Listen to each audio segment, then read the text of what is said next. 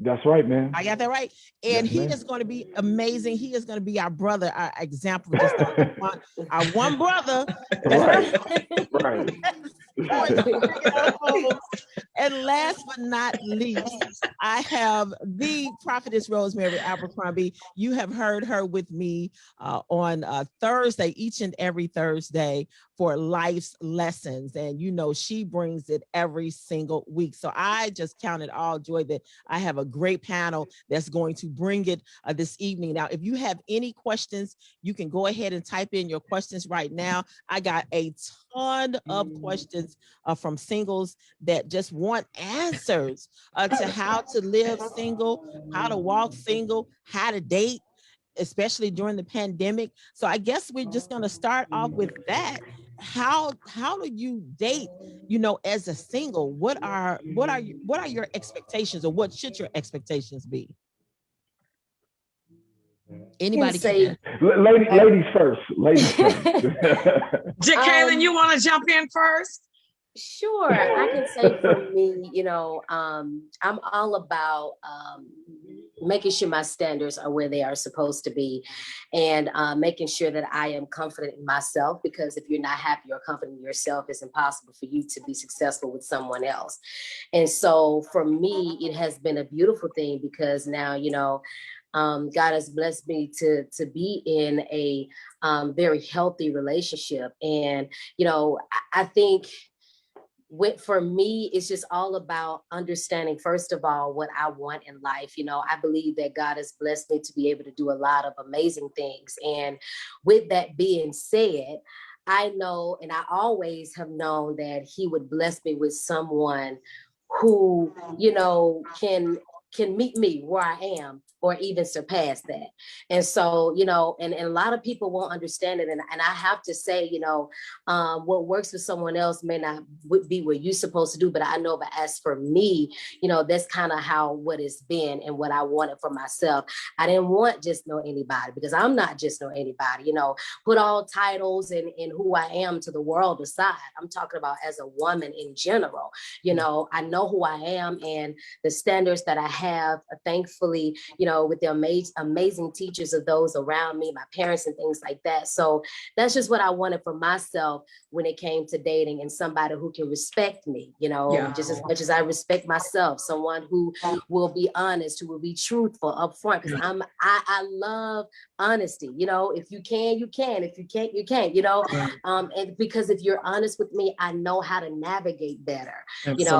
Somebody who can which is be able to handle, what is upon my life, and me being able to handle what's on their life as well. So in a nutshell, that person that God has for me. So, that's kind of what it's been like for me in my mindset when it comes to dating. Well, I know that there are a lot of people that tuned in because they just want to know about your situation, Jekalyn, because let's just be real. They want to know what's going on with you and your relationship.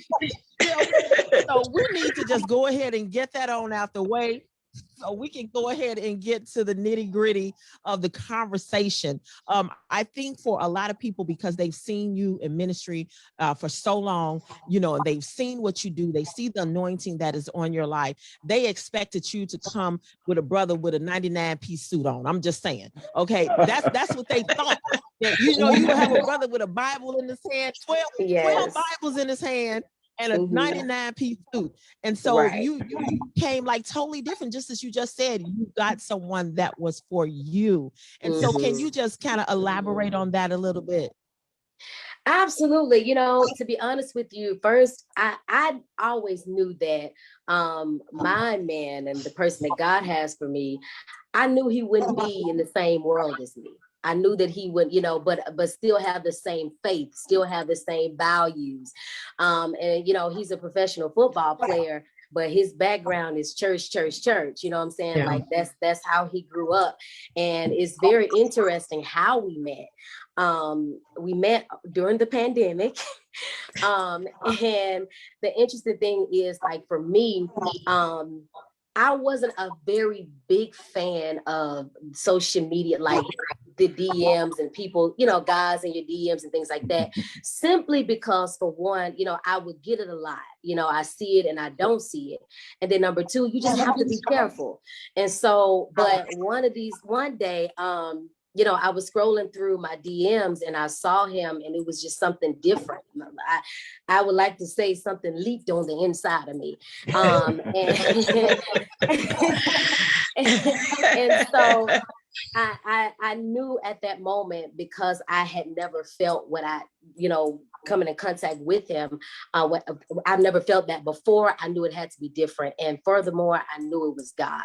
And so, you know, it's just been amazing. And so, like I said, he has the same upbringing as me. I love the fact that our values are the same. We love Jesus. You know, we do what we do, our different professions, but at the end of the day, I mean, we listen, we're church all the way. So I love everything about it. And it's real important. Yeah, more importantly, he can swoop you up in his arms, like, pick you up. That thing right there. Right. A blessing. You know, and I was going to say, Marcella, and that is, you know, you must have in a single life, you got to have a standard, because if one does not have a standard, you're able to go down to someone else's, and you must always see yourself up and above. I teach this principle. I live by this principle. I've taught my children this principle. If people cannot come up to your standard, if they cannot add to your life, correct your life, protect your life, you don't need them in your life.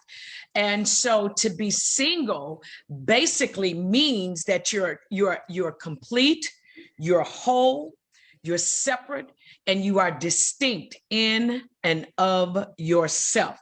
You have the ability as a single individual to operate alone. You can stand alone. You can take yourself out to dinner alone. You can go through life alone. You can serve God alone and be okay with that. And when you are satisfied, however you want to say it, when you are, Paul said, look, I wish everybody could be like I am. You know, I'm content in the single life. You must realize, okay, you're single. What do you want? As a single individual, what are you looking for? Who are you looking for? Because if you don't know who you are as a single individual, what will you be able to add to the next individual's life? Pastor, I see you getting cranked up over there. Yeah.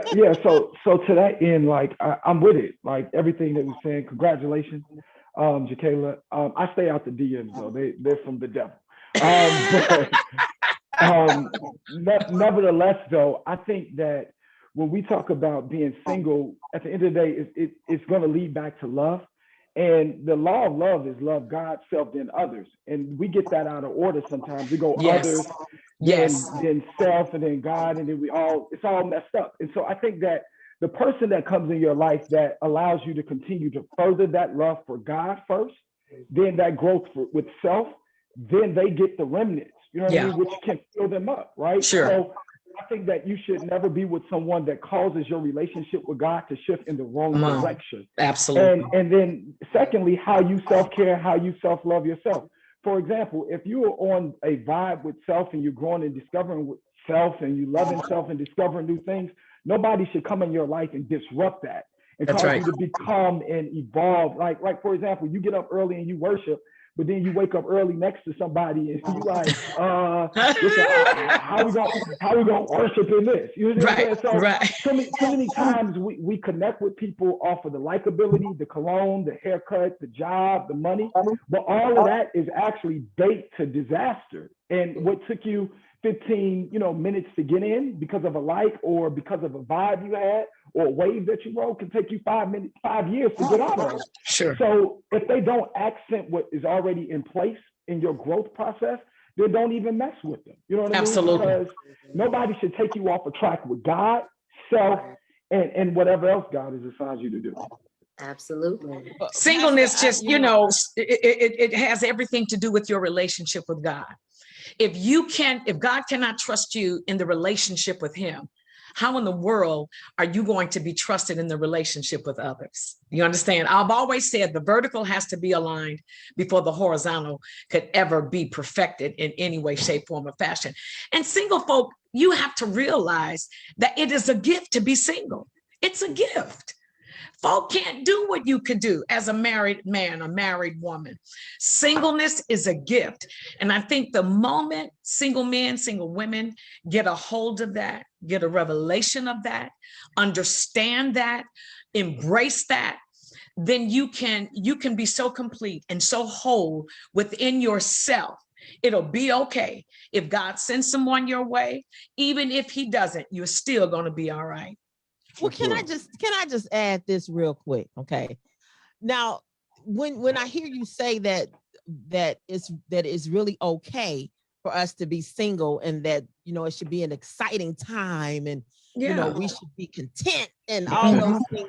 You know, we don't often feel that way on Friday night when we Hello. And I get that. I get that. And we don't feel that way when we see couples booed all up. I mean, there were a lot of hateration on Valentine's Day online. I'm just a lot that was going on. And the realness of it all is that sometimes it's a struggle and a challenge to hear that when you say, you know, being single is a gift, because oftentimes, you know, we're like, okay, well, being married is a gift too, because you get somebody next to you all night long, but we don't. We're but let me say this. Let me say this. Let me say this. Pastor, I'm gonna let you say it. What makes Thank you for allowing me. What makes it so different for a single individual? Let's just, you know, go a little step further. If you were to be married, are you still not single? Are you still not single? You just happen to be in a relationship legally where it's okay to have sex, to bring forth righteous seed, for, you know, in the eyes of God. Because if you're single outside of marriage, Marcella, one should be single in marriage. Pastor, I see your wheels turning. Yeah, no. What I'm saying, I want to go back to what you said earlier, because at the end of the day, right? Like, we're humans. We got 5 senses. We like to see, smell, touch, feel, all of that, right? So we got God, who we can't do that with, right? We can't reach out. I get it. So, all right, so let me finish. So we can't touch God. We can't smell God. We can't see God. We struggle with hearing God. So it's natural. Our bodies are made in 5 sensesville, right? So it's natural and it's okay to want to touch, smell, see, hear, be around human beings. I think where the signals get crossed, though, is that at the end of the day, right, that longing to fulfill your natural human instincts, right? To touch someone is not a sin. To see someone is not a sin. To hear the right cadence in your ear, right? So at the end of the day, it's the need for companionship. When that gets compromised and corrupted just by filling it with the body, because you're just longing to have that around you, is where it can get real slippery as a single person. And I think that sometimes we really are harsh on singles for their desire to be human, right? And being human doesn't mean that you're looking for an opportunity to just dive deep into sin, but everybody that is single just to go out and to have companionship, you know what I mean? That's okay, but you have to be careful that companionship and connections don't get corrupted. And so again, I think it's like the pandemic. One of the biggest problems with the pandemic is that we cannot operate our natural 5 senses, right? We got to be in the house all day. You're in the crib. Like my dog it's been a wrap. Like, you know what I'm saying? There's only so many times that Buddy, that's his real name, Buddy can come around and touch all that. You know what I mean? Like, it's natural for you to just want to be around and interact. And I think that we should encourage singles to interact, but be careful who you interact with. You know what I mean? Say that. I agree with you totally. 110. Well, let me ask Jekalyn, because since she is in an active relationship, okay? With a football player. Homie will lay you out. If you want it, you can have it. Come on. You feel me? It's 6'9". How has it been for you? Has it been a challenge? How do you successfully have a relationship that does not go to the next level? Like how what does that look like for you? I would say, first, let me say, no one is exempt from temptation. No one is exempt, from that. Right. But I think what helps us the most is, first of all, we're both on the same page. We both came to an agreement that this is what we want, this is what we don't want, and outside of that, in addition to that, we also set boundaries.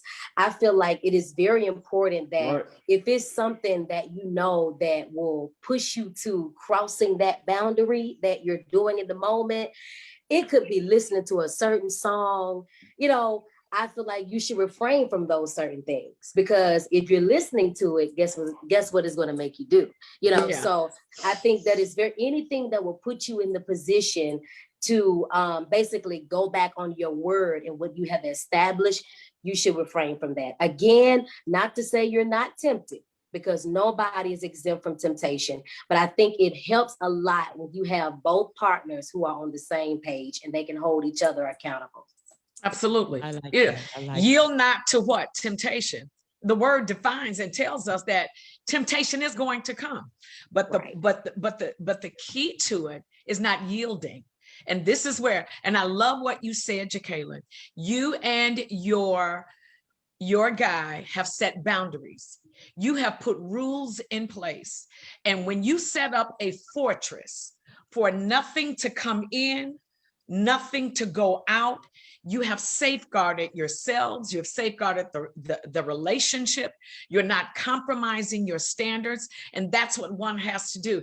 And I think, people are quick to say, oh, I want that when they see it, Marcella.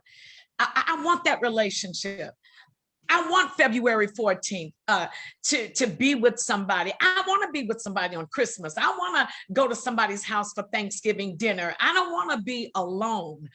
Well, these are things I think one has to set up, plan, put in place.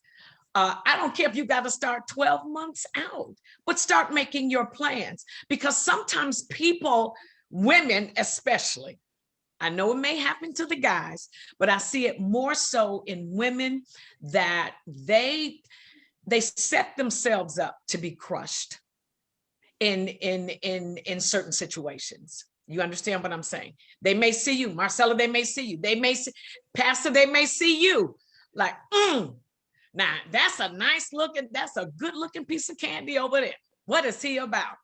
So we've got to be so careful as to not to put ourselves in compromising situations. Set your standards, live by them. And I've always said to our singles, if you are interested in this individual, don't compromise, you're coming together when it's just the two of you. Surround yourselves with like DNA. Find some other couples that are just going out. It's all platonic. It may grow into something. It might be, a situation. Okay, y'all, let's go out and have a bite to eat. So I can't go to the movies. We can't go to the movies. Yes, you can. Too. You got to take 20 people with us. How strong is your will? Will you allow yourself to be tempted? Well, Prophetess, I always say, the one thing, and I don't know, ladies, Jekalyn, I don't know what you do to keep you from going there. But I have always said to have you 2 or 3 good girdles, ladies. Put on you 2 or 3 good girdles. Okay. I think what she's saying is, if you're not, it's kind of like going back to saying, don't put yourself in compromising situations. So if you're not strong enough to handle it by yourself, then maybe it helps when you have company with you. That's right. I think that's what she's saying. But if you're strong enough, have at it. Right. It's just all about holding you accountable to something that your word that you've established and your boundaries that you've set. But let me say this real quick before, because I don't want anybody like, what is my stuff? I'm really just bringing the comedy relief tonight. Right. So on the flip side of the coin, though, right? And I'm with it. Like, shout out to that conversation you and your guy had, Jekalyn. The interesting thing, though, is like, in addition to boundaries to keep things safe and all that, but I think that a lot of conversations need to be had in the inner area or the arena of wellness and wholeness, right? So when we talk about boundaries, not to just have sex, okay, cool, that's fine. But what about the conversations around triggers, right? What about the conversations around the wounds? What about the conversations around things that we must stay away from that might bring us into a dark place that ain't got nothing to do with sex? That ain't got nothing to do with, you know what I'm saying, touching and feeling and things like that. So I think that if we're gonna have conversations around boundaries, let's not just have conversations around boundaries not to have sex. You know what I mean? Because at the end of the day, we don't know people's sexual experiences and stories before they showed up, right? You can find somebody that's great, loves the Lord and all of that, but they may be sexualized and they may be, you know, hypersexual because of something that has happened before you showed up, right? So as much as there's conversations around sex, and I think that one thing we need to do in the church is stop villainizing sex. Sex is something that God gave us. It's in our DNA. It's in our being, right? Yes. Like, it's a beautiful thing when done in a correct way. So at the end of the day, I think that we need to have conversations, right, around boundaries on ways to make sure that we keep each other together, well, happy, and 4 cornerstones: physical, mental, emotional, and spiritual. We don't have conversations like that, right? That's so, good. Like when we go to dinner, instead of like, oh, baby, like, what's good? Like, can I kiss you or not kiss you? Oh, okay, fine, had that conversation. But, babe, I noticed today that you looked a little down. Break it up, Pastor Will. I'm breaking up. Oh, no. I'm good now? Just a little bit. That's the devil. The devil don't want you to say what you saying. Somebody's going to be blessed. Don't want me to be great. It's good. So I think that, you know, conversations at dinner, you know what I mean? You know, hey, I noticed you didn't lick yourself today. What's going on, right? Yeah. And let that be a conversation around, let's make sure that we don't go back to that. Did I do anything to trigger that? Or what is it that's in your past? Let's have boundaries around that. You know what I mean? I totally agree, and that's something that we did as well. But you know, I answered the question based off of the question that was given. You know, what was going on. But we all know that everything else, mentally and all of that, you got to be right. Amen. You got to be right, because we don't need you to just be fit in one area, you know, but you have crazy. You know what I'm saying? Like, you're lacking in other areas. Yeah, exactly. Right. So I just answered the question based off the question that was thrown at me. So Well, Pastor Hall, I got a question. I have a question for you. 30 people on the date. Wait a minute. Being that you're the only man that's in the room right about now, this question is for you. And it's probably a basic question that I think all women want to know. Why is it so hard for men to commit? Well, I think that why it's hard for some men, not all men have commitment issues, but sometimes we have to take into consideration a few things. Number one, abandonment issues, right? Like, how was that man raised? May have been abandoned, meaning that there might have never been that commitment of love from a parental. What if that man was in foster care? What if that man was, you know what I mean, wounded in his childhood? So commitment starts with, how was that man raised? What does commitment look like, not just in the context of romance and a woman, but maybe that man never had nobody that was loyal and loving to him, right? Secondly, I think that commitment issues are a lack of self issues, right? Like when you are not growing in self-love and when you're not sure who you are, you're looking for all of these people to fulfill what you cannot find in yourself. So you're experimenting with women. You know what I mean? You're going from this one to that one to this one, and just trying to feel for a sense of self that you find in a fun, sickening way, in other words, right? So thirdly, I think sometimes men don't commit because they're just not honest where they are in life.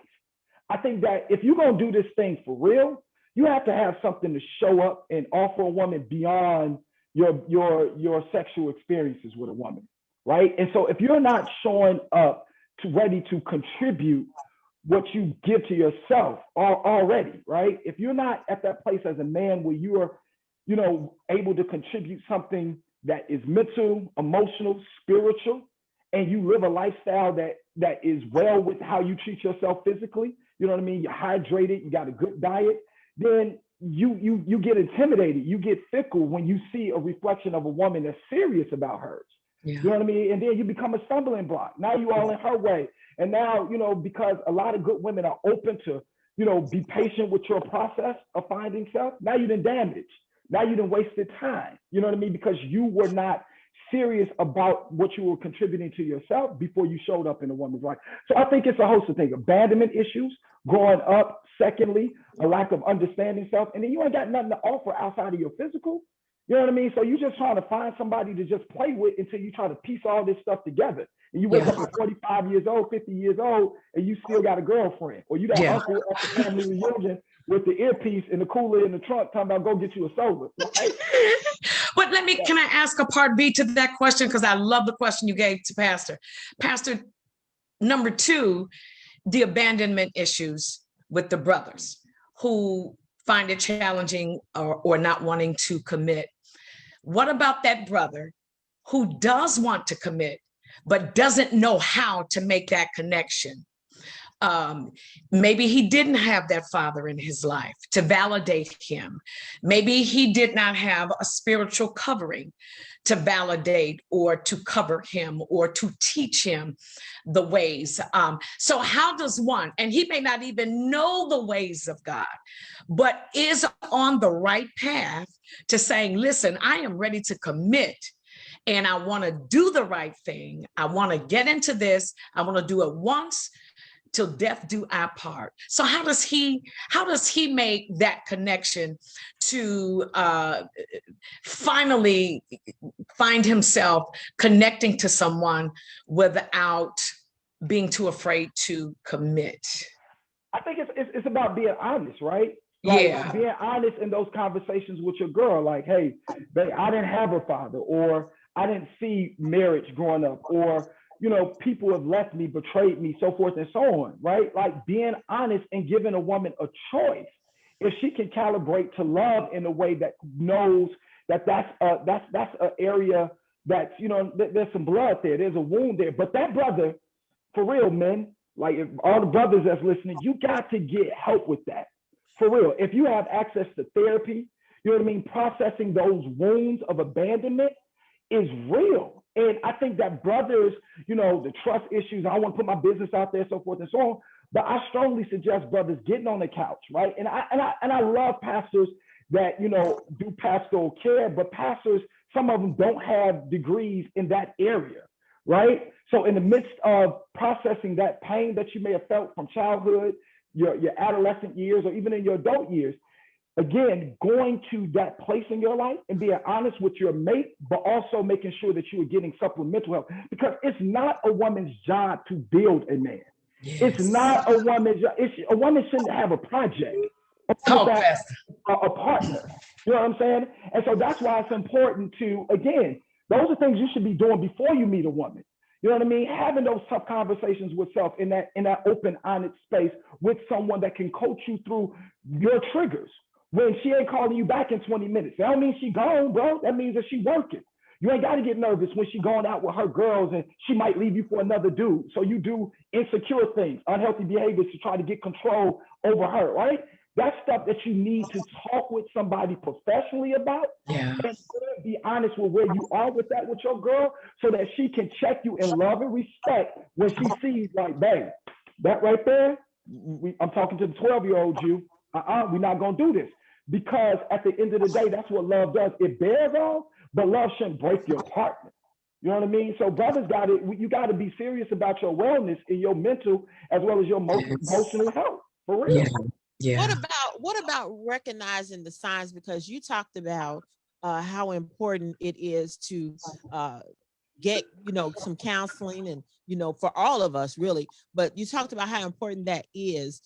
What about when sometimes as women, we position ourselves, I've always called it the hospital, because that's my trigger in my past. You know, I was always, let me fly in and help you. Oh, I can help you. Let me do this. Let me do that. And so I had to come to a place of understanding that it is not for me to do that. God has to do that. So what do you say to women? And anyone can answer this question. What do you say to women who position ourselves to fly in and always want to fix it, when we really should just step aside and allow God to do that? Anybody can answer that. Ladies first. I've been talking a lot. You know, I think by nature as women, we're just nurturers. And we do feel that, you know, we are super women, you know, at whatever level that we are being used at, you know, and in our mind, we are helping, we want to help, and we're going to kiss the boo-boo and make it all right. And, oh, you know, let me help you and go through this. But I just think by nature, because we are just nature, we're nurturers. And so I just, there has to come a time, Pastor alluded to, well, he stated it. You've got to, the policy to it all is honesty. And women, we don't know everything. We don't. And we've got to stop positioning ourselves or staying out. Oh, no, you don't, you can't fix everything. I don't know what it's like not to grow up without a father in my home. So I would not know totally intelligently how to address issues. What did your father? I don't know how to address those kinds of things. You understand what I'm saying? But we've got to be honest enough with ourselves as women to say, I don't, you know, there's some things I cannot help you with. Let me see if I can, let's, you know, make some phone calls and let's go down this path and let's see who we could get, or somebody can suggest someone to us. So I think we have to stop positioning ourselves to be looked upon as if we know it all, when we don't. We don't have all the answers. Jekalyn, and we've got to be okay to say, I don't know. All right. We have to be okay with that. What point in a relationship will you say that, okay, I need to step back because this is not my area? Yeah. So at what point as a woman, because, you know, oftentimes, just as you said, Prophetess, you know, we have this feeling that we're nurturers and that, you know, I can fix it and I can heal the wound and I can make it right. But there are times where we have to step back, just as Pastor Hall said, you know, there's counseling that needs to take place. Yeah. That we can't fix it all. So at what point as a woman do you say, okay, this is where I need to step back and just let God fix this? Jekalyn, what do you think? I think when you feel the resistance from the other person, you know, you're instead of trying to reach out, instead of trying to do what you can, but that person keeps pulling in another direction. And it's not necessarily you may be stepping back physically, but I think spiritually you have to go to that place to ask God, what is it that you need to do? Because I will also add too, because for some people, for some situations, there's a reason why God placed certain people with certain people, because maybe your mate has what you need in order for you to be free, in order for you to be healed. And so it's just all about you going to God and asking God, what do I need to do? And also give me the patience, give me the endurance, because if that's what you're called to, and that's what one of your purposes are when it comes to that your relationship and you being with that person, then let God's will be done. But like we going back to how the natural answer, you know, when you feel that resistance from that person, you step back physically, but don't step back spiritually. Because at the end of the day, your work is never done. Yeah. You don't want to stop praying until that person is whole and that person is completely whole. Yeah. Yeah. Even if it takes you to a place where the both of you have to go your separate ways. And this is where the maturity, the mature side of you steps in. It's like, okay, I've done all I can do, and I see this is not going to, you know, go the way that I desire it to go. You got to be strong enough. See, a lot of us are strong enough to take a lot of things. Jekalyn just said the word, but can we endure the test? You may go through some stuff for months in and months in until it turned into a year or two. Are you going to continue to be willing to endure all of that? You're strong enough, but beside the strength comes the endurance. So you've got to be mature enough to say, hey, okay, this is not where I'd like for it to go. So I'll see you when I see you. Have a great life, and be mature enough and be okay with stepping back. And sometimes that helps too with the next person, because when they realize, oh, that person was really trying to help me, you know, then come back. Sometimes it takes you stepping away for a minute in order for them to see that you were trying to help them, not hurt them. Absolutely. Yeah, but can I say this real quick? First, I need to apologize to Jekalyn. I said Jekalyn. I do not want your 6'8" guy pulling up on me because I said your name wrong. You know, Jekalyn. My tongue gets tired. Seriously, like my tongue be getting tired, and I be going fast. So I don't. Please, bring home Jekalyn. I got it right. Put some respect on that name. But no, real talk, the interesting thing is this, right?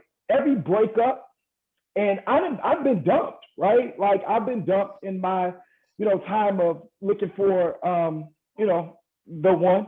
But the breakups are context clues to where you need to grow up. And so shout out to, and the fellas may not like me, but I love y'all still, fellas.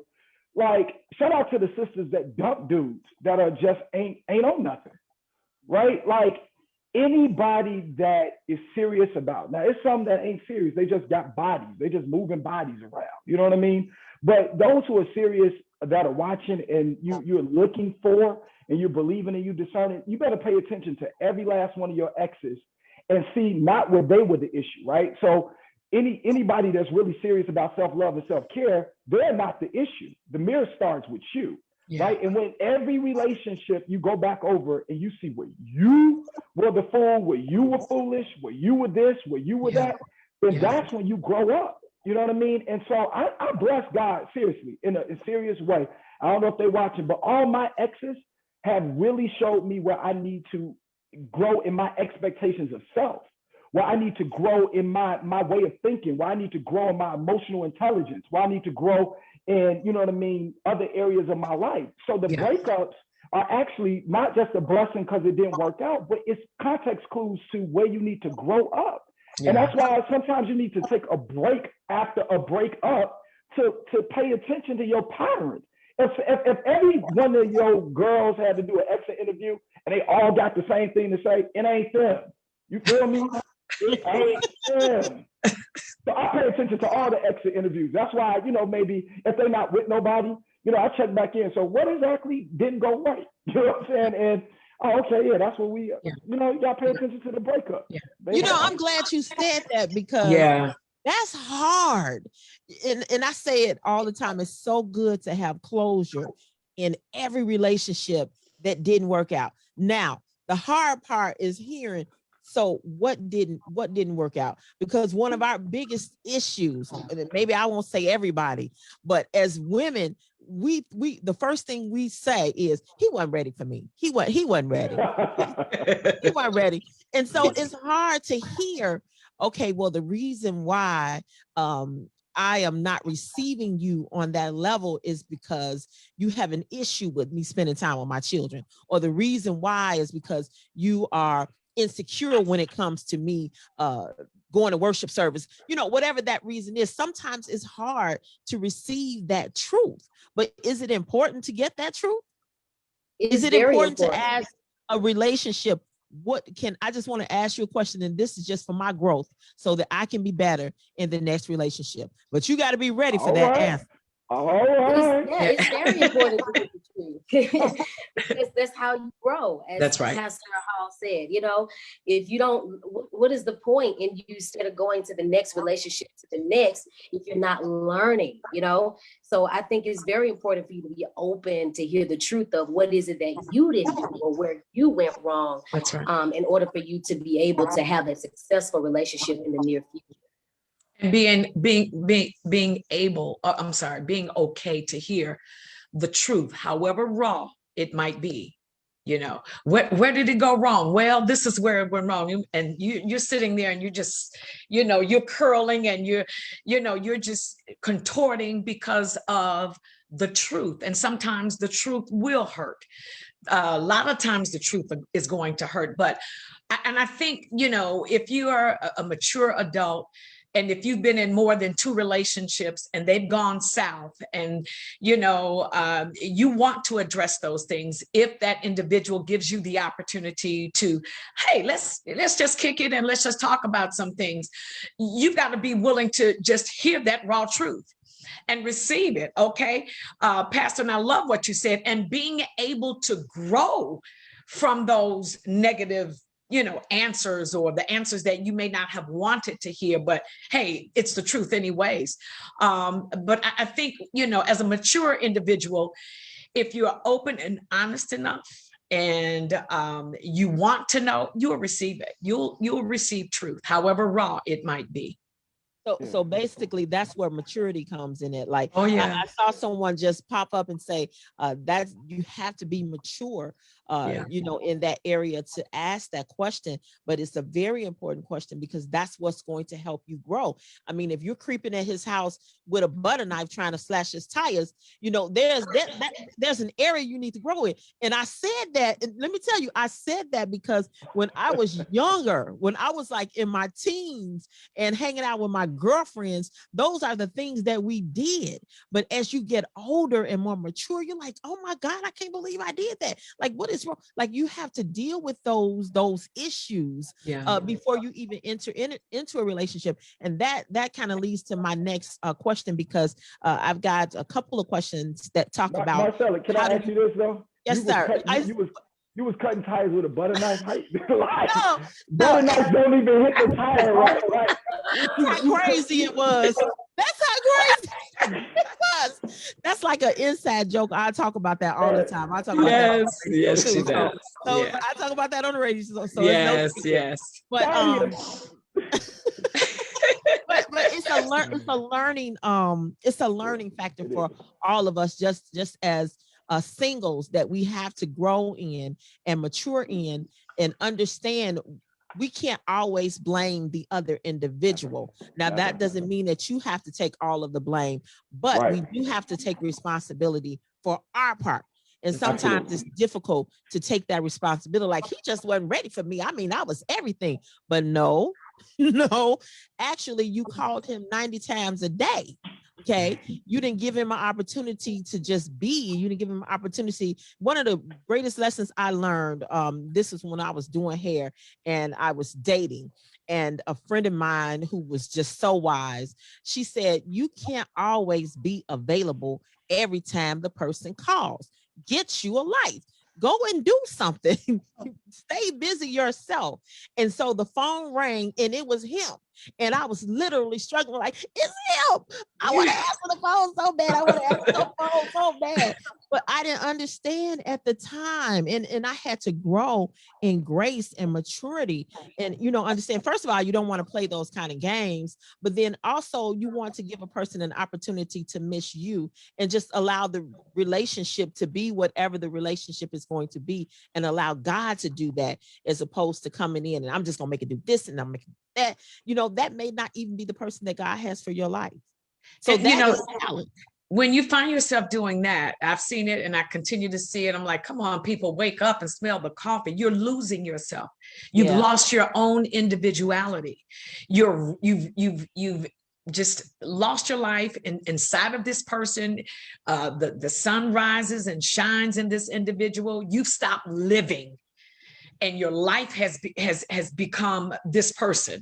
So that is so important. And again, that comes with maturity. I am who I am. My life is what it is, and I'm going to live it. And your attitude has to be with or without you. I'd love to live it with you, but this is me, and this is what I do. I'm going to do me, and you're going to do you, right? And we're going to walk this thing out and see where it goes. But I'm not going to lose me for the sake of you, especially when there is no commitment. But see, when you got something real, right? When you got something real and you really into them, first of all, it's your job to accent, not to try to right. So if you know your girl, let me talk to the fellas. There ain't a lot of y'all, and please don't. Jekalyn met, don't DM me. God met her got in the DM. Don't DM me after I say this. But fellas, look, this is what you do. right? So if you have, you got to pay attention to how your girl is evolving, right? Like how how she moving, how she doing, what's what, accent it, right? So it's the littlest things that make the biggest difference. So for example, if you know that the woman that you love and you know y'all going together works late, hey honey, what's going on? I'm going to be present after work. Make sure that you get to your car. You know what I'm saying? Don't drive that house, but just be present when she get off. You know she got a long proposal she got to present at, let's say, 6 o'clock. Okay, fine. Send her some flowers at noontime. Continue to blossom in your career. Yes. Accent what she do. That's Never good. take her off a track from what she do. Because if y'all work it out to the end and y'all get married, if she winning, you gonna win. That's you see right. what I'm saying? That's and right. you Good stuff. never want your woman to ever feel that at the end of the day, I got to make a choice between God, Come on what here. God is birthing me to do, or you. Because God is a jealous God at the end of the day. That's Absolutely. scripture. So God has shut it all down when God sees that the woman you're with is not evolving the way that God wants them to evolve. You see what I'm saying? Yes. So if you cannot accent your girl, right? And if you can't, do things to help her to evolve, and helping her evolve does not mean that she has to do it your way. There's a lot of guys out here that try to make women be their little robots. That's right. That's right. Accent. So if she got something big, accent it through prayer. Hey, you doing That's such and such tomorrow? I'm gonna fast on your behalf. That's right? Yeah. Like you doing such and such tomorrow. Here go your favorite playlist. Here, I just want you to know. Here go the lyrics to your favorite song. Text her the lyrics to her favorite song. That's right. So My man did it for me. Send her roses just because. You hear what I'm saying? And that man, it's been 39 years almost, and he's still chasing me. So y'all gotta know how to do what you do. You gotta that's another one. That's another meeting. 39 years almost. Well, that all goes with self-love and learning how to love yourself. And that's one of the questions that we got. How do you learn to love yourself more? Ladies first. I think when you recognize your value, when you recognize you're the prize, come on, baby. Then you can go on and start speaking over yourself and even if it takes you looking at yourself in the mirror, I am beautiful. I'm the baddest thing on this planet. That's right. You really That's have right. you have to daily tell yourself, especially if you have been battling with that issue, because at the end of the day, as we said beforehand, if you don't love yourself, if you don't build yourself, you're going to look for it in other places. And a lot of times it doesn't go where it needs to go. And so you have to, because when you build yourself too, it makes you feel like you don't need anybody else to validate you. You know what I'm saying? Like anything or any compliment or anything that you get from now on, it's like, thank you. It's not like I need it, but I'm thankful. I'm grateful for it. So you got to recognize your value. And then you also got to begin to build yourself. Don't depend on nobody else to build you. You may not get nobody to pat you on the back. You may not get nobody to text you and say, you look beautiful today. You have to do that yourself. And then you'll start seeing yourself coming more into that love that you want for yourself. I've always said, Marcella, and we've talked about this on air. I believe wholeheartedly in self-affirmations. You get up and you talk to yourself and tell yourself you look good. And you tell yourself, I got it going. You do what you need to do to validate you. I love, love, love. And I've taught my girls, I've taught my son, look, your behind does not have gold dripping from it. And you will not lead these young ladies on. If you're interested in somebody, then you be interested in somebody. Because guess what? You have sisters and you don't want anyone mistreating your sisters in that way. You value the young lady that you're going to be spending time with. Your relationship might last 6 months. Oh, well, but you've given it your best 6 months. Validate yourself. Tell yourself you got it going on. Believe in you. This is why I strongly feel this is why dads, especially fathers, need to validate their daughters. Tell them they're gorgeous. Tell them that they are smart, because when Smojo comes along, that won't be news to her. It won't be fresh to her. Oh, like Jekalyn just said, thank you very much. But tell me something I don't know without verbalizing that. You understand what I'm saying? You just kind of convey that in a way where brother was like, okay, this is not like someone I've dealt with in the past. But you got to be so sure of yourself without being arrogant, without being, cocky or anything like that. It's called confidence, confidence. So you got to affirm yourself daily. Tell yourself, I am smart. You is kind. Come on here. You got to do what you got. Come on. You is important. Yeah, so the crazy thing is, I'm going to give a short version of the testimony, right? Like a weekend, 4 days ago, I was in therapy, and it got so good. Like, it was just, oh my goodness. I ended up in the fetal position crying. It was just a nasty snot cry. And it was the first time in, like, I say 11 years that after the moment, I was like, dang, I'm full. You know what I mean? Like, not in the span of 11 years, a lot of great things have happened in my life, traveled the world and done a lot of cool things in my lifetime, right? But I wasn't full. You know what I mean? I had fun, I was happy, but I wasn't full, right? And so, dating half empty, dating on a quarter tank of, joy and all of that stuff. So I realized, I'm like, I am not full. And I started seeing the signs of not being full. And so again, every breakup, there's clues, right? And it was in that moment a week ago that I realized that for me, and hopefully it helps somebody, especially the brothers, that to be full literally means that you allow room for God in uninterrupted ways, right? Yes. And that's what I said going back earlier. When you're looking for a companion or somebody to rock with, they should not derail you. They should not be a stumbling block. God should not have to be silent. God should not have to be like, baby, let me pray real quick. You want to pray? Like, you shouldn't have to do all that, right? And so I asked God after that divine moment, I'm like, God, I just want you to be big in everything, right? In my space with you. And so since praying that, when I say like just big moments with God, and now mind you, that don't mean that, something new is coming. That don't mean that I'm about to release something or nothing like that, because all of that has happened and I still wasn't full because God wasn't big, right? I was trying to get God to do, right? Instead of me growing and evolving with God without.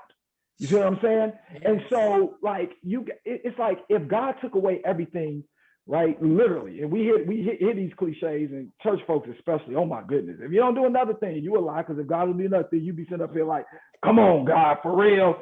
But like I finally at the place where literally if it's all said and done, it is well.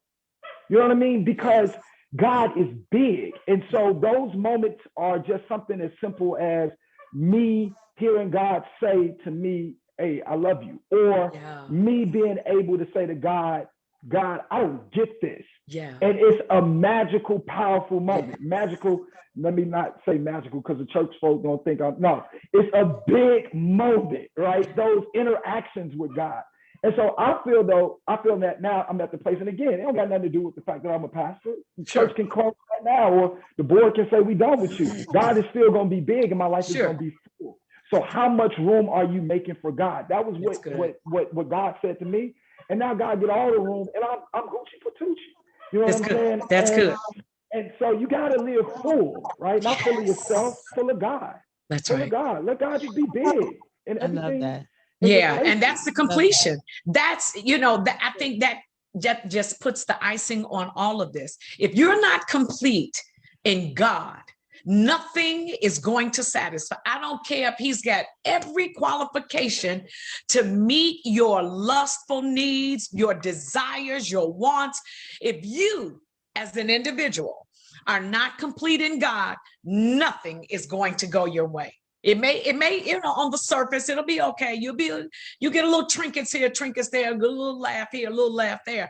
But if you're not complete in God and you're not full of what he has offered you, nothing else is going to sustain you. Nothing. Well, I have loved this conversation, and this hour has gone by so fast, and we just literally just touched a small part of just talking about singleness. And I just wanted to encourage, the singles, that it is possible to abstain. Just as, Jekalyn said, you have to be mindful of what you surround yourself with. Three girdles. Three girdles. You said 3 girdles. I did. And those 3 girdles. But it is possible for you to abstain. You have to know your worth. Yeah. And if you do not know your worth, you'll find yourself falling to everything every single time. So worth is everything. So guys, we got to get out of here. So I want to close it out with you all just encouraging the singles quickly. Jekalyn, you want to say something to the singles just to encourage them before we go? Absolutely. One thing I want to say is each and every person on this broadcast, as we probably say, we have our stories, we have our outlines and the things and the places where God has us, even when it comes to dating and in relationships. I think that you should never compare your relationship with someone else's or what statistics says that you're supposed to do. Find out what it is that God wants you to do with your relationship and how he wants you to handle it. Because at the end of the day, that's all that matters.